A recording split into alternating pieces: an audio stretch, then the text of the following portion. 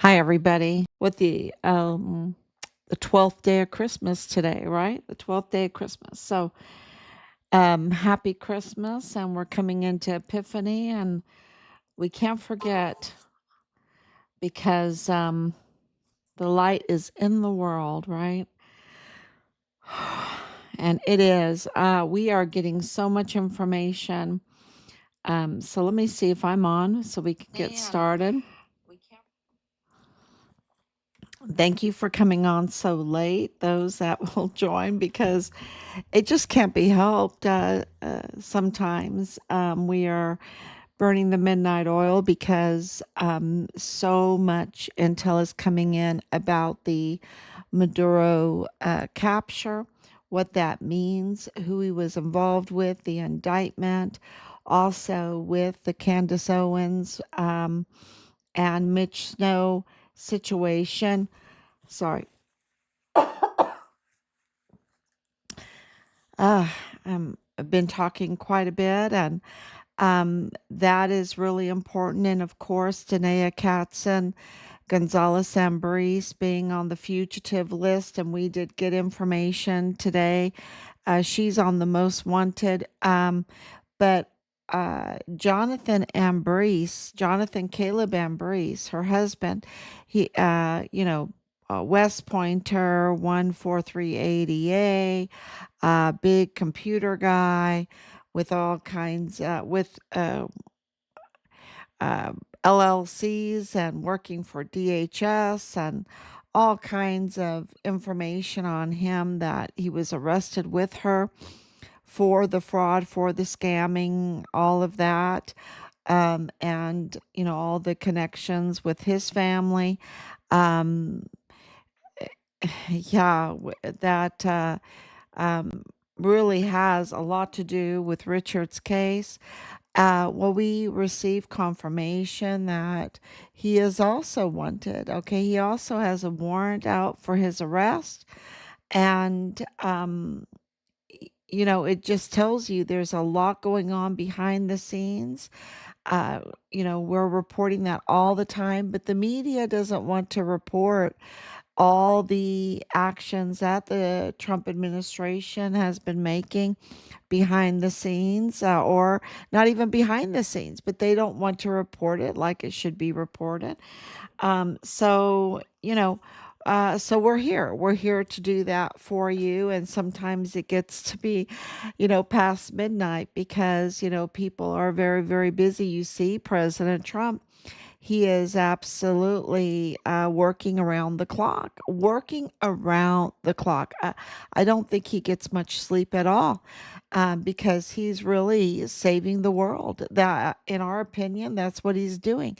And when you hear this whole Maduro, and then of course this whole Candace Owens with Mitch Snow, and I understand their confusion, and who they blame and what they see, um, they just don't have the intel that Team Fine Richard Halliday has. I mean, they have intel, they have huge intel, but there's so much intel out there that you have one direction of intel, and we have another.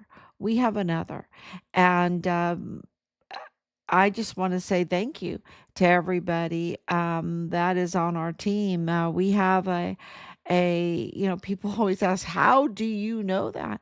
Well, um, we have established over 5.5 years a very trusted team of boots on the ground, insiders there at El Paso and along the borderland. Because around the world, even around the world, because people are sick and tired of um, of all the fraud. They're sick and tired of all the criminal trafficking. They are absolutely sick about what happened to Richard, and he was in July of 2020. Well, go back to 2019, where he absolutely uh, knew about the orchestration of the Walmart mass shooting. And the evidence confirms, I can say it live, the evidence confirms that the Walmart mass shooting was orchestrated, that it was tampered with, that the whole crime scene was tampered with. I was asked who was targeted that day, and I would say Maria Eugenia Lavaretta wrote. She was absolutely professionally killed, and so was um, Alexander Gerhard Hoffman. Wrote. He was absolutely professionally killed. We have the pictures, the video of everything. Also, I would say the Anchando couple. They're also there, and we have the video of the baby being, smuggled out, and the cops not even stopping this guy taking the baby out, and there's a lot of unanswered questions there, but they were absolutely professionally killed. And then you saw Patrick Crucius wandering in, right? Wandering in after, and we know that there was officials in that walked that crime scene before it was secured. We know that they didn't secure it until like 2 days later. And so Richard absolutely knew about this orchestration. And why did they do it? Why did they do it? Does it connect to Maduro? Absolutely, it connects to Maduro. Um, why did they put together this terrible, terrible, bloody thing, right? And tamper with the crime scene and stage the crime scene, right? And where did these other bodies come from? Did they have access to other bodies to transport other bodies? Absolutely. We know that through the funeral home fraud, the purchase funeral home fraud, the Plenitude crematorium body fraud. We know about the medical examiner fraud. We know about Delia Briones, the county clerk fraud. Um, uh, there's just so much, right? So we know about Solomon Anusa, U.S. Army, mortuary operations, brother Tavita Nusa being being accused and reported for foul play, reported for tampering with files, with Richard's file, with leaking Richard's file, up to no good, with his cousin Lalani Hart, and also their connections with the VA IDS Pablo, which is the death benefits. So could they move bodies around? 100% they could. They had the vehicles, they had the means for the paperwork and all of that. They could do fraud, fraud, fraud, scam, scam, scam. Sounds like Danae Katzen, right? It sounds like Danae Katzen. It sounds like Jonathan Caleb Ambrose. Um, and where does their scamming, where does it begin, where does it end, right? Because uh, it well, she's on the most wanted list, right? And he has a warrant out for his arrest. So uh there's just a lot going on behind the scenes, because I think the big fish are really the target. The big fish being El Mayo, who was, and I believe he was wrongly arrested. I think they were trying to do that on purpose. We know that it was Colin Wenton that orchestrated that and who owned the plane. We have a pretty good idea of who owned the plane. Kind of confirmed it, right? Um, and we'll let the authorities, or when we're able, we'll let you know. But how many very wealthy people have that kind of plane in El Paso? Not too many, not too many. There are planes. There are wealthy people that have planes, but that kind of plane, that plane, right? It narrows it down a lot, a lot. And so you have El Mayo, and you know that El Mayo was a narco trafficker, right? Absolutely. If you're a narco trafficker, you're also with the weapons and the ammunition. They go hand in hand. And now we have this arrest of Maduro. And yesterday I was like, this is really important. I would like information. And I wasn't disappointed. We got a lot of information today that's going to blow you away because, there's a lot of talk about him being, supplying the cocaine or the fentanyl and being a narco terrorist. You have heard about the diamonds. You've probably heard about the cryptocurrency. You've heard a lot about the oil, oil, oil, oil. And you might think it's because of all of those things, and maybe they play a small part. I would think they play a small part, but that's not really what's going on here. What's really going on here is about the attack on the sovereignty of the United States by tampering with the elections in many different ways through machines. The reports are coming out, and the indictment is out there, which is very interesting. And I posted up the link to the indictment of Nicholas, I think is Nicholas Maduro. Um, but this is all about the 2020 election tampering. Okay, that's what this is all about. And you can add on the oil, of course. You can, and President Trump is not.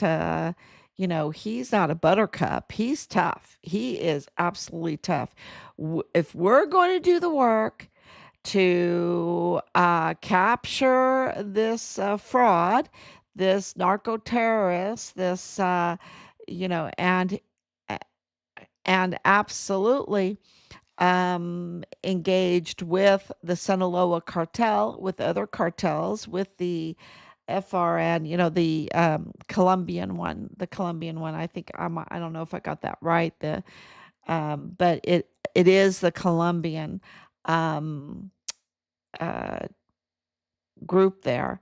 Um, and President Trump said that a lot of Cubans lost their lives in all of this, right? But we know that the Sinaloa cartel were um, in deals with, according to the indictment, that they were in deals with Maduro. Okay. And so, the question for us is, was it El Mayo's faction or was it El Chapo's faction? Because El Chapo's faction really, really meant a lot of harm to our son, Richard Halliday. And El Mayo's, right? And El Mayo, he sent for counterintelligence his lawyer to Richard. Um, I think he was old school, very evil. I'm not making any excuses for El Mayo at all. But he was a little bit different. He was a little older school, older kind of criminal, organized criminal. And El Chapo's people, after El Chapo was arrested too and sentenced to life in prison in 2019, right when, of course, the same year as Jeffrey Epstein was arrested. 2019 was a big year, was a very big year. Um, the Maduros with the Sinaloa cartel and others attacked American sovereignty by wanting to tamper. It seems that the election machines, the voting machines, were tampered with from Venezuela. That they were flooding in a lot of people in swing states to um, uh, affect the election, and providing illegal documents, providing a lot of drugs to also hurt elections, targeting certain areas of the United States for maximum use of drugs. Um, yeah, so it's very interesting to read the indictment. I hope that you do that. I did post it up. But this is about election tampering. And one thing that President Trump really, really cares about is the 2020 election. And I think that this arrest is going to be for a wheel in a deal. Okay. It's kind of like El Chapo's arrest. It's also like El Mayo's. The way President Trump gets his information is he will try to get a plea deal, right? He'll try to get a deal um, with Maduro. I think so. And the word is out that, Pelosi was part of this attack on the sovereignty of the United States um, to tamper with the election. Obama was there, Bush was at one of them, and that's really important to recognize because that means that this is not a Democrat or Republican. This is the bureaucrats. This is the deep state, right? This is the criminal deep state that's involved in this uh, attack on the sovereignty of the United States so that they can continue and they were in office so they could have stopped all of this criminal trafficking, but it didn't get stopped to continue the criminal trafficking, the access to children through the child trafficking, and uh, you know, and everything else that goes with it, right? So President Trump clearly this is more evidence that he's very serious because he would never have taken out Maduro if you know, if he was part of like the trafficking, okay? Because Maduro is the fuel, he's the diamonds, he's the cryptocurrency, he's um, providing these false documents, right? And it is even said that in Mexico, that the vote for Scheinbaum was tampered with, and it was from the help of Maduro. Now, I don't know if that's true. This is the feedback that we are getting from very reliable sources. And so, I thought that was very interesting because Scheinbaum is not really a friend to liberty, not a friend to justice. She is more a friend to the criminal trafficking, right? The criminal trafficking. And when she's pressured, when she is driven to have to confront Maru Campos, who's now in New York, y'all. Maru Campos does not want to stay in Mexico right now. And yeah, she might be arrested, because Cesar Duarte was arrested, right? And I'm sure that Miss Fong, Duarte's wife, maybe she's not there either, or I don't know. But it seems like they're running for the hills or running for the United States. We know that Cesar Paneche is in the United States. Um, but I think, like Rafael Arellano Caron is in the United States. He doesn't want to be in Mexico because, President Trump, if he can arrest Maduro, I think that he can arrest these individuals, right? That tamper and are up to no good, clearly up to no good, and up to no good in Richard's case. But we are in the vicious negotiations, and they are negotiations for the remains of our son. And so, it's not always going to be the perfect deal, but we want our son's remains. And so I think that this Maduro arrest is to make a deal. It might not be the perfect deal, but I think that President Trump's eyes on Obama and Pelosi and Bush and those that really were traitors to the United States after we've given them everything, right? We've given them everything, and they want to attack our system, right? That they're supposed to be protecting. And I think that is really President Trump's aim. And I think part of that aim is to get reliable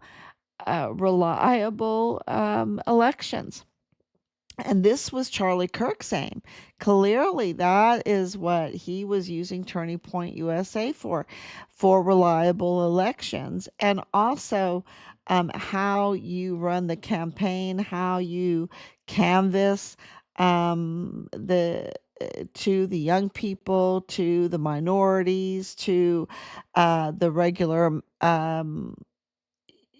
just anybody that you can canvas to, how you approach it, how you get them, bring them together, how you get them to become MAGA, right? That's what Charlie Kirk was doing. The too big to rig, the cleaning out of the RNC. And then also, another thing that Charlie Kirk wanted to do was to audit TPUSA. He clearly felt that something was not going right in TPUSA and he wanted to audit TPUSA. And now we're finding out about fraud and money laundering.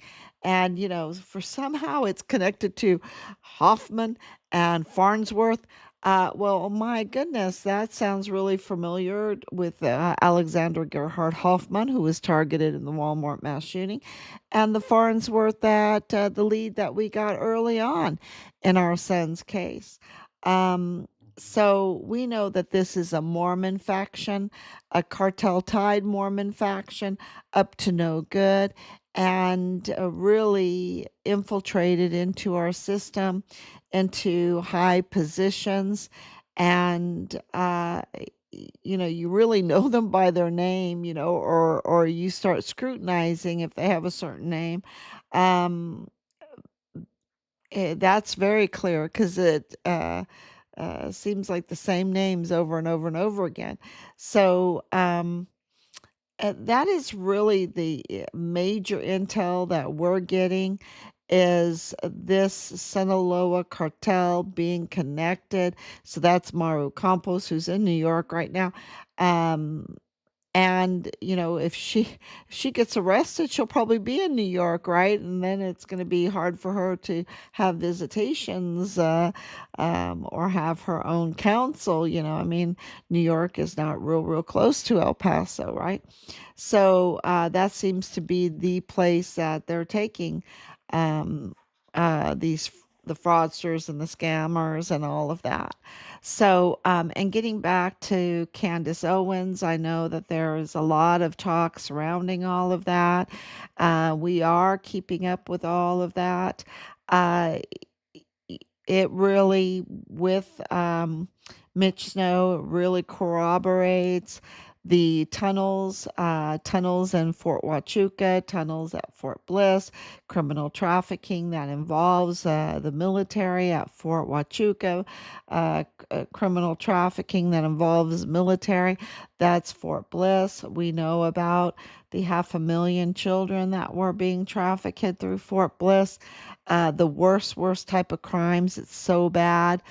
We got that from DES Thomas Kane, that it was really bad. I mean, it really shook him up, really shook him up. How what was being done to these children, that they were being targeted.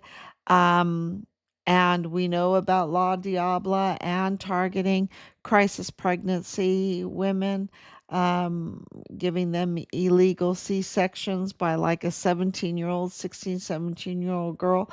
And if they survived that, then they had their organs harvested. It's just a terrible, just absolutely demonic situation. And so, but this, you can try to connect dots and all of that. Um, it's a little scary to do it, but you can absolutely try to connect the dots.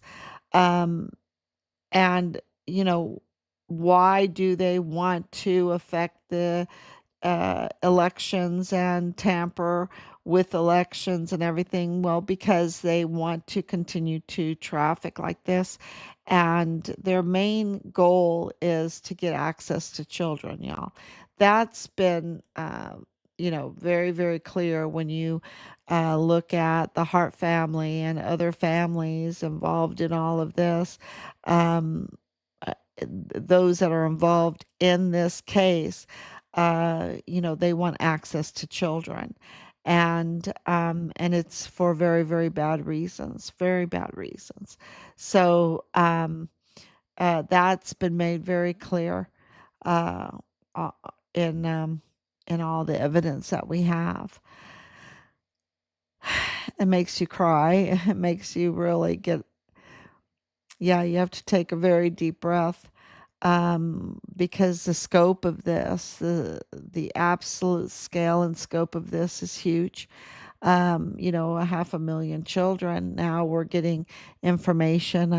Over 100 have been found, but it was a lot of children, and it's the same thing with the crematorium. There hasn't been really um, a fair um, investigation of the bins, um, and the identification of all of the remains. That has been not forthcoming, not forthcoming at all.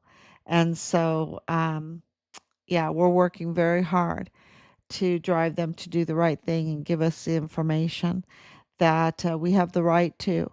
This is our son, and we absolutely have the right to his remains and to the information. Um, Thank you, Victor. Evening from southern New Mexico. Thank you so much for joining. Myra Baker, thank you so much. And Laura, thank you so much for your prayers and your love. And this is really descending like on Beto O'Rourke, and those that financed him. And we know that absolutely he was involved with the cartels.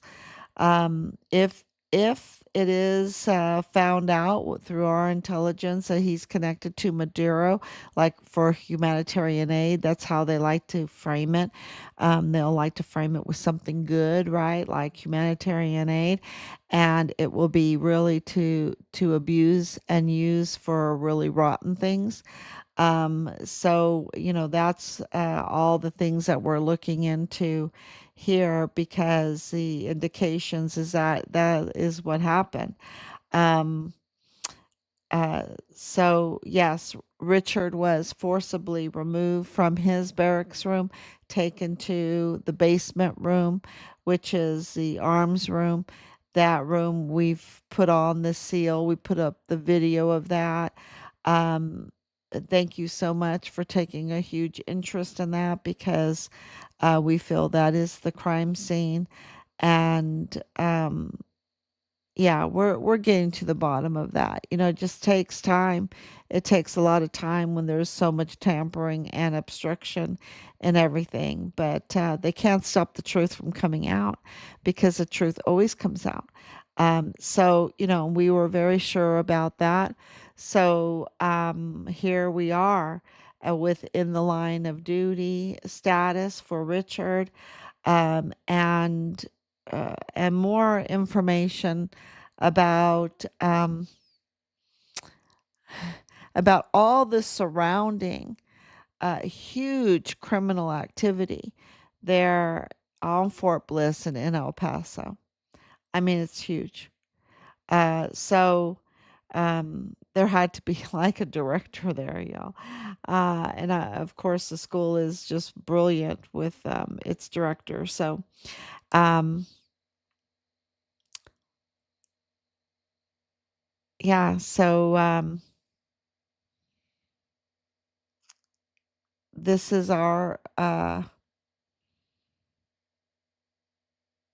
negotiation right now. You see what President Trump is doing, having to do something that really no other president has ever done, and capture Maduro and his wife. And more information is coming out about his wife, I can tell you that. Um,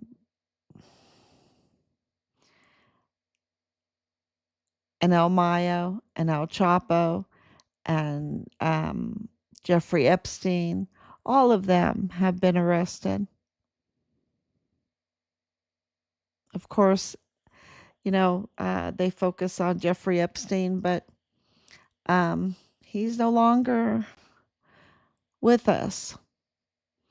And, just take that into consideration, uh, because I think the list is coming out and it's not going to be the list that people want.